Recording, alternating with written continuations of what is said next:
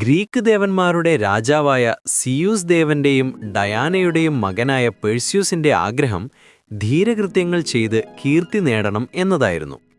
അതിനായി അവൻ അതിവേഗം യുദ്ധമുറകളെല്ലാം സ്വായത്തമാക്കി. അങ്ങനെ അവന്റെ ആഗ്രഹസാഫല്യത്തിന് അനുകൂലമായ അവസരം ഒരിക്കലുണ്ടായി. സെരിഫോസ് ദ്വീപിന്റെ രാജാവായ പൊളിഡിക്റ്റസ് ഡയാനയെ സ്വന്തമാക്കണമെന്നാഗ്രഹിച്ചു.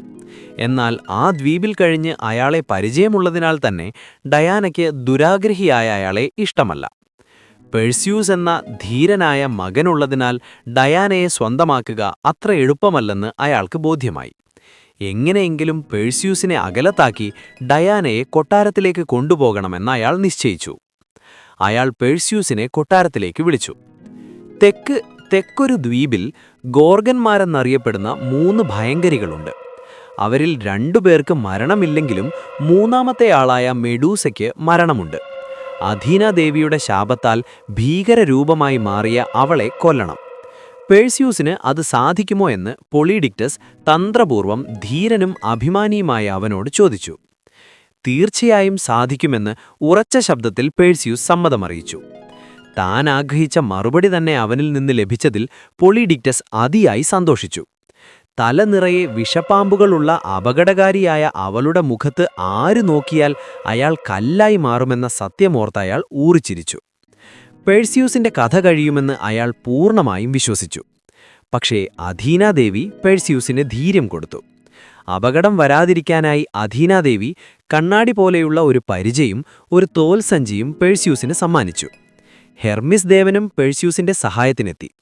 ചിറകുള്ള 2 ചെരുപ്പുകളും എന്തിനേയും മുറിക്കാവുന്ന വാളും ഒരു തൊപ്പിയും അദ്ദേഹം അവന് സമ്മാനിച്ചു.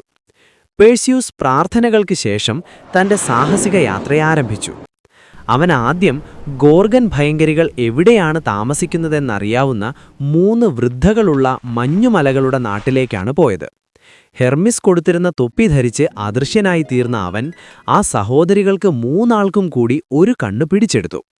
കണ്ണിനു വേണ്ടി തള്ളമാർ കരച്ചിലായി. കണ്ണുകൾ നഷ്ടപ്പെട്ട അവർ നിവൃത്തിയില്ലാതെ അവൻ ആവശ്യപ്പെട്ട പ്രകാരം മെഡൂസയെ സംബന്ധിച്ച വിവരങ്ങൾ നൽകി. സന്തുഷ്ടനായ അവൻ അവരുടെ കണ്ണ് തിരികെ നൽകി. പിന്നീട് അഥീനാദേവി നൽകിയ ചിറവുള്ള ചെരുപ്പുകൾ ഉപയോഗിച്ച് അവൻ മെഡൂസയുടെ വാസസ്ഥലത്തെത്തി. ദേവി തന്നെ നൽകിയ പരിചയിലൂടെ അവൻ അവളെ നോക്കി. ഉറങ്ങുന്ന അവളുടെ തലയിൽ മുടികളാകുന്ന വിഷപ്പാമ്പുകൾ പത്തി വിടർത്തി ആടുന്നു. കണ്ണാടി പരിച നോക്കി പെഴ്സ്യൂസ് വാളെടുത്ത് മെഡൂസയുടെ കഴുത്തിൽ വെട്ടി ഉടലും തലയും വേർപെടുത്തി ദേവി കൊടുത്ത തോൽസെഞ്ചിയിൽ ഭീകര തലയെടുത്തിട്ട് അവൻ അദൃശ്യനായി തന്നെ ചിറകുള്ള ചെരുപ്പുകളാൽ അതിവേഗം പറന്നതിനാൽ മെഡൂസയുടെ മരണനിലവിളി കേട്ടുണർന്ന മറ്റു 2 ഭയങ്കരികൾക്ക് പെഴ്സ്യൂസിനെ കാണാൻ കഴിഞ്ഞില്ല.